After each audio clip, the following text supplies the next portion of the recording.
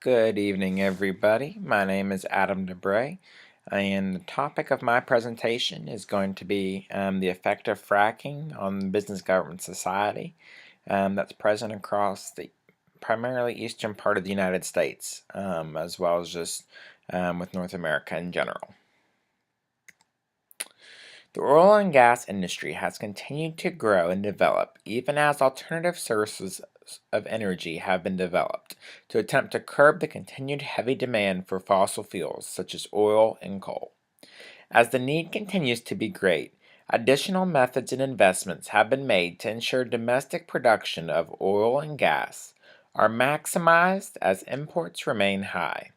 In recent years, fracking technology has been widely adapted in the oil and gas industry to allow the extraction of so-called fossil fuels from areas of rock and mountain that were previously considered unable to access by decades-old methods of extracting these resources.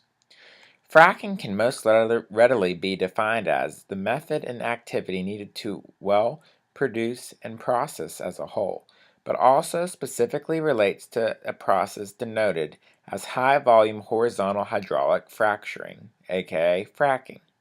More commonly, the fracking process hones in on the moment when the rock is fractured, thus being able to have the resource extracted into the well. Fracking has been considered highly controversial by many scholarly sources for the environmental impacts it can have on the area in which the activity occurs, which many jurisdictions have outright banned the practice, while others have placed heavy restrictions to highly restrict the ability for the process to be successful monetarily. As fracking continues to develop and grow, the question is posed, at what cost? What will be the defining factor to either support or condone the practice, and just how far will the industry push the limits on the environment and society, as well as government and law? As research shows, no clear definition or limit exists, and appears to be vary based on the financial base of the said jurisdiction. Government law in terms of natural resource extraction dates back to 1922, when the village council in a small town of Euclid, Ohio, established a zoning plan that limited certain geographic areas of the town, specifically for residential use only, thus restricting the ability to permit pigs and barn animals out of the city limits in the residential areas of town. Although one may wonder how pigs and barn animals relate to natural resources extraction, the case was the key to development of the current limits on resource extraction, as the United States Supreme Court heard a challenge to Euclid zoning plans by local developers and real estate gurus. The Supreme Court ruled that Euclid, Ohio, held not only a valid practice in law, but reinstituted that ordinances such as this one is a power that is delegated to the state and as a power of police that is further expanded into municipalities and cities, jurisdictions which make them laws. Although current lawmakers are less concerned with keeping pigs in parlors, they are highly engaged in developing ordinances and zoning requirements that outright ban or restrict natural gas development and harvesting due to primarily environmental concerns. Current bans exist all over the region in an effort to protect the public and voters, and that government officials are sworn to protect, thus putting out of play thousands of geographic miles of land above gas-laden shale formations, which are perfect for fracking.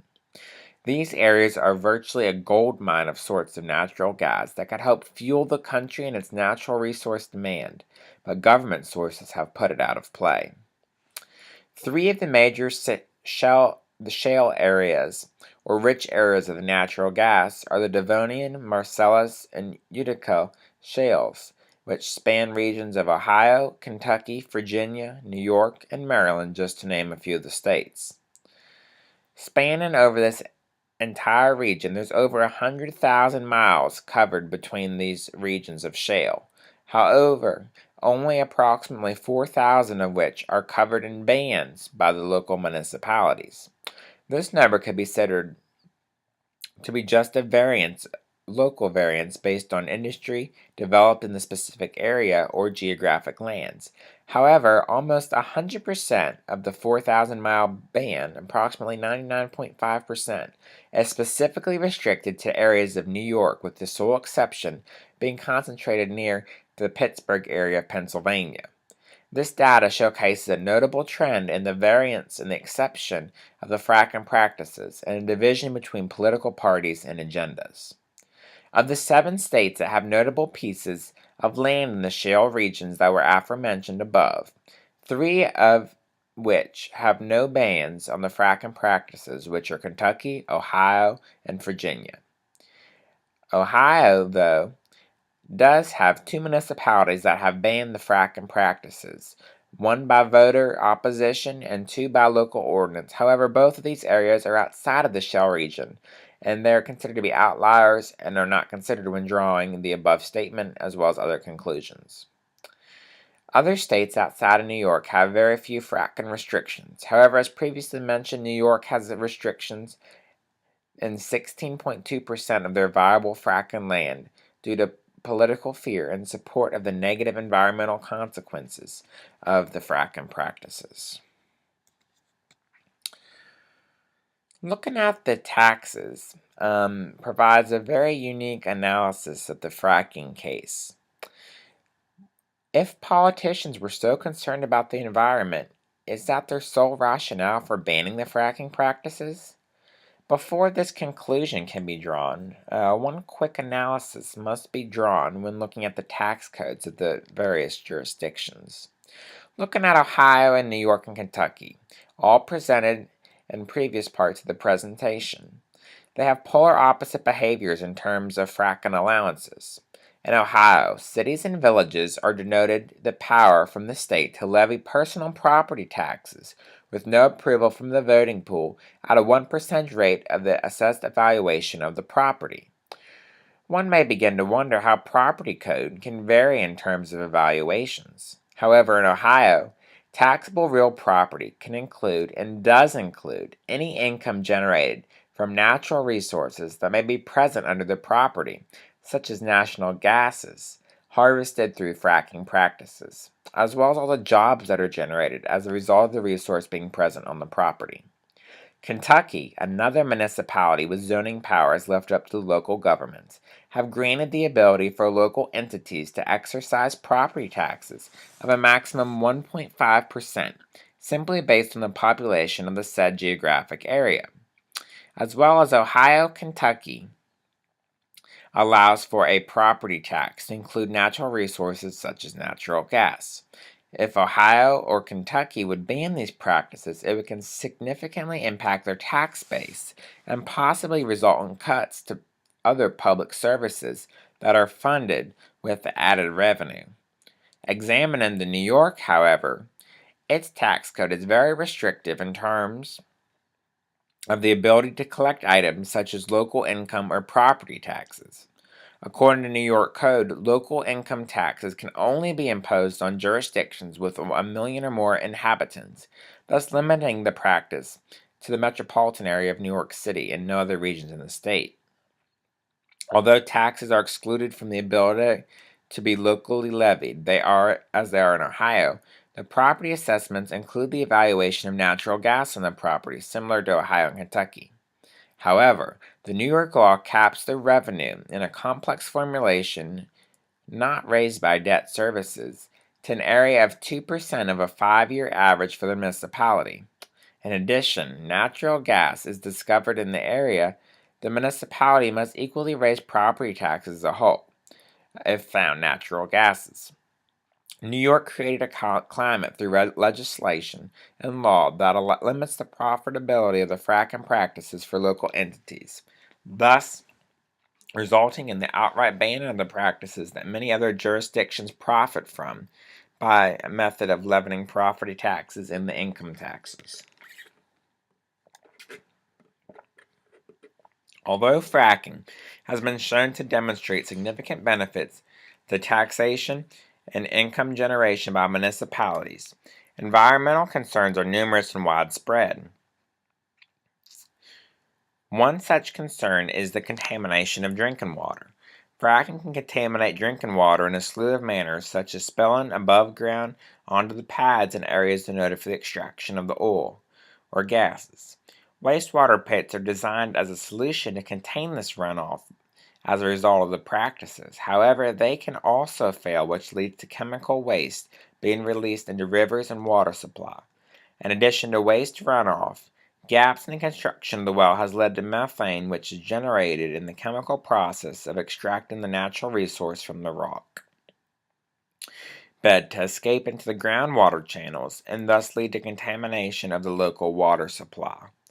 In 2004, a well in the West Divide Creek region leaked natural gas into local water supply, contaminating a 2-mile region from the spill. Residents and businesses in the area suffered contamination for a 2-year period as the company responsible for the well installed equipment to remove the natural gas from the water supply. The company had not only had to install this equipment to remove the pollutant, but also provided water delivery and purification systems until fall of 2006, coming at a cost of almost $500,000. In addition, installed systems to remove the pollutant finished in 2012, 8 years after the incident. In a cost comparison, if fracking could possibly contaminate in a similar manner a region such as New York City, it would be approximately $6 billion in cost to clean up this spill, based on the widespread nature of the infrastructure of a municipality such as New York, as well as the watersheds. In addition to the water contamination, air pollution can be another leading cause in the environmental concern of fracking. As previously noted, methane can be released as part of the fracking process and is among a host of other organic chemicals that can be released by the process. This pollution cannot make only residents, but workers at the site sick by smog and fluids released. In a scientific study, the chemical waste was shown to lead to increase in cancer, neurological disorders, and immunodeficiencies. In the same Colorado town where the spill occurred in 2004, a Colorado public health study documented a significantly scientific increase in the risk of illness from residents living in a half-mile radius of the extraction site as a result of air pollution. In addition to the community, a study conducted by the same group of researchers found that workers at the fracking sites were 7 times as likely to die than workers in similar fields, mainly due to the exposure of the silica sand, a critical component of the fracking practices. According to the National Institute of Occupational Safety and Health, elevated levels of silica from fracking activities should be considered a hazard to public health. One Colorado study suggested that the fracking practices in their region increased public health costs by approximately $2 million during the period of just 1 calendar year. Although the environment itself can be polluted in terms of groundwater and air pollution, and efficiently measured other aspects can also be considered. Habitat loss is a major result of fracking, and not only destruction of the watersheds, but forest destructions to build platforms and roads to access the remote areas. A study by the Wyoming Department of Forestry provided insight into the mule deer in a region where fracking booms once were mule deer areas, where the population were documented to have declined by 2,910 deer, an economic cost of $11.6 million from hunting and wildlife revenue generated to that region from the mule deer. Additionally, heavy equipment and trucks needed to conduct fracking activities have plagued local infrastructures, with one Ohio Department of Transportation study showing that one truck used to haul fencing equipment to the fracking site is equivalent of 3.5 million car trips on the same road. A similar departmental study conducted in Pennsylvania showcased the economic cost of $265 million to roads impacted by the Marcellus Shale regional extraction. In addition to the resource destruction, it has also led to an added need for water to cool and conduct the fracking processes. A study performed by the Texas Tech University recorded that in one jurisdiction in Texas, it's estimated that 40% increase in water usage as a result of fracking, leading the need to invest publicly in updating systems and expanding infrastructure. The need to repair and update infrastructure could potentially defeat the added revenue generated from fracking practices, along with endangering the ecosystems and the habitats for local animals and entities. Fracking, as showcased in the research report, is highly controversial and widespread practices vary greatly among states and municipalities. In localities that allow the widespread use of fracking, either by approval or tax benefit, fracking has proved a stable source of income and revenue that jurisdictions have needed to sustain themselves in times of economic and real estate fluctuations. However, the environmental and societal concerns showcased, such as air pollution and contaminated drinking water, pose not only an environmental concern but a monetary impact to the regions that allowed the practice. Public health is impacted by the practice by a short and long term, and has led to the ban primarily in New York regions of the shell. Additionally, it is posed that local resources and infrastructures for both wildlife and citizens are compromised and exacerbated with fracking practices by transporting machinery and using water supply in the industrial process. In addition to curb the negative consequences of the widespread practice, New York created special provisions and restrictions and the somewhat creative applications that other jurisdictions levy taxes and exercise property taxes to harvest support for the practice. Although the positive attributes and negative consequences of natural resource extraction denoted fracking are widespread and vary, it continues to be left up to municipalities and local entities to regulate the practice as a zoning regulation.